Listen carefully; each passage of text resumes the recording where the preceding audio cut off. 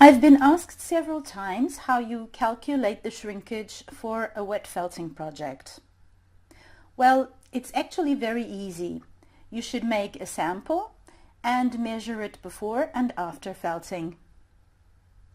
There are 3 fundamental factors to take into account though. Use the same type or types of wool for your sample and project, since not all wool types have the same shrinkage.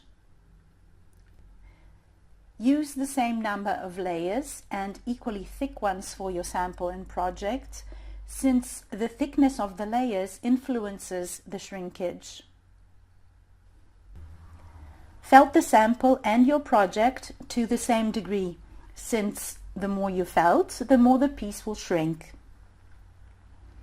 You'll only get a correct sample if you follow these rules, and this becomes particularly important if you want to felt a pair of slippers, gloves, or a hat, for example, because in these cases, size does matter.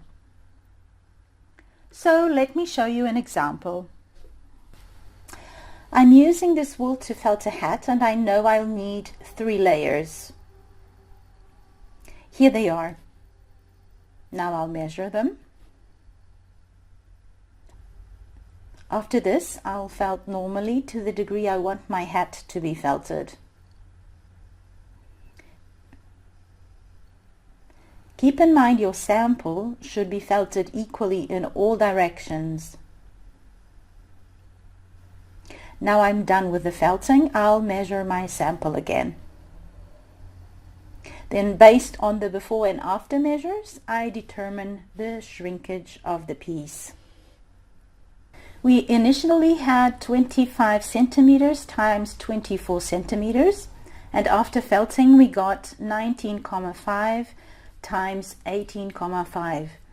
So this means we need our resist to be approximately 30% bigger than the final piece. Now, when you make the resist for your project, you just have to add 30% to all your measures. And it's easy as this. I hope this helped.